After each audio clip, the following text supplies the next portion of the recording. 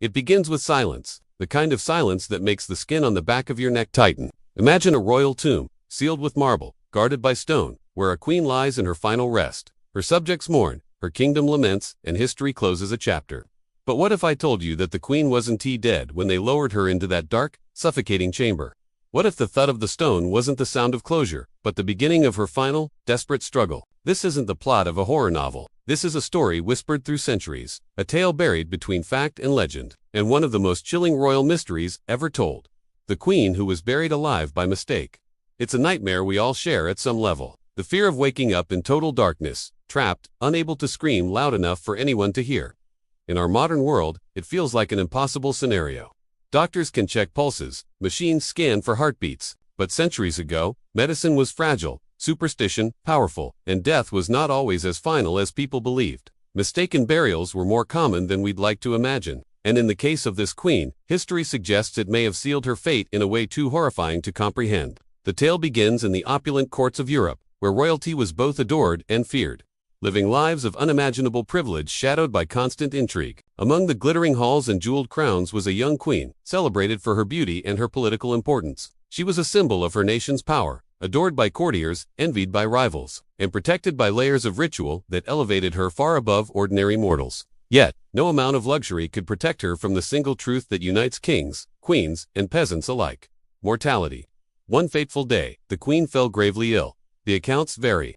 Some claim it was a sudden fever, others a mysterious fainting spell, and still others say poison may have played its hand. Whispered rumors of betrayal, of those who wanted her throne or sought revenge. Whatever the cause, the palace was thrown into chaos. Doctors and priests rushed to her chambers. Candles burned through the night. Remedies were poured, incantations whispered. But then her breath slowed, her pulse faded, her eyes closed.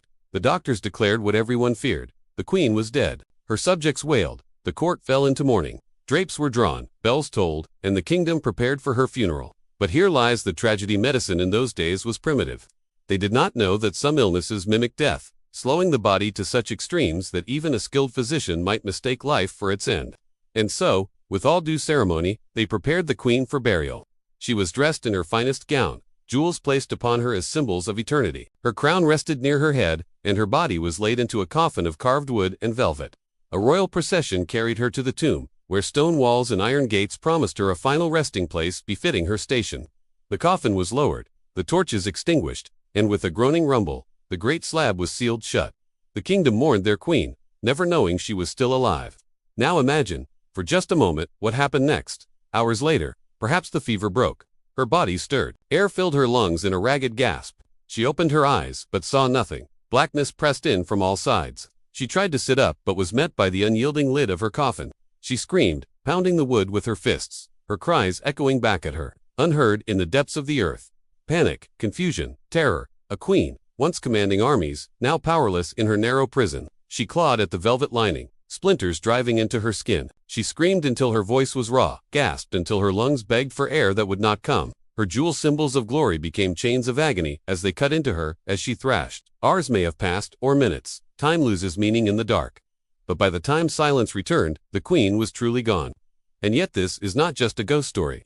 Centuries later, when the tomb was reopened, accounts claimed that the coffin bore marks of a struggle. The lining was torn. Her crown was displaced. And her body was not in repose, but twisted, as though she had fought desperately against her fate. Some records even speak of her hands being bloody, her face contorted in horror. The story spread like wildfire. The queen had been buried alive. Skeptics argued the tale is exaggerated, that legends grew around her because people feared premature burial. Indeed, in Europe, mistaken burials were a widespread terror. Coffins were sometimes found scratched from the inside. In fact, the phrase "saved by the bell" is believed by some to come from safety coffins' burial designs fitted with a bell and string. So if a person woke underground, they could ring for help. Entire industries rose from this fear. Families sometimes watched over the bodies of their dead for days before burial, just to be certain. The queen's story, then, might be the most infamous case of a nightmare many once dreaded.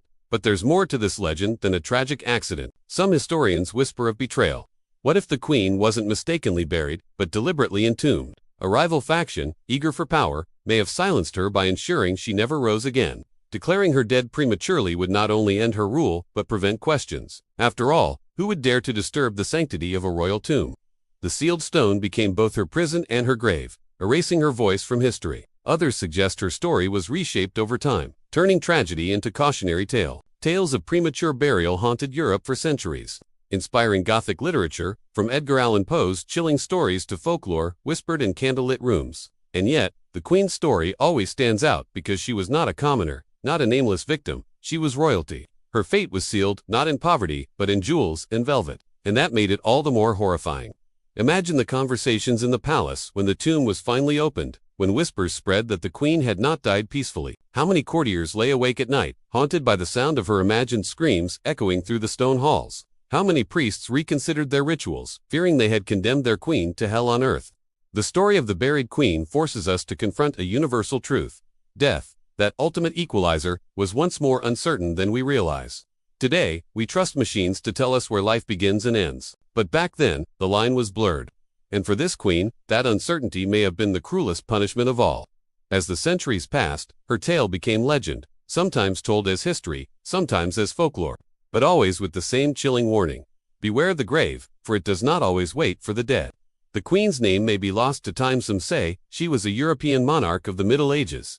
Others claim her to be a noblewoman mistaken for dead, but her story has outlived her reign, because it taps into something primal, something all of us fear: to be silenced before our time, buried not by fate, but by mistake. And so, when we walk through ancient cathedrals and royal crypts, gazing at the marble tombs of kings and queens, we might wonder, how many of them truly lay at peace? And how many, like her, fought their final battle in silence, beneath stone and earth, unheard, unseen, and unforgiven? The Queen who was buried alive remains one of history's darkest legends, a tale that blurs the line between tragedy, myth, and nightmare. Whether you believe it was true or not, the image lingers: a coffin, a crown, and a scream that no one ever heard. And if you want more chilling stories of royal secrets, betrayals, and forgotten scandals, don't forget to subscribe to Throne of Scandals.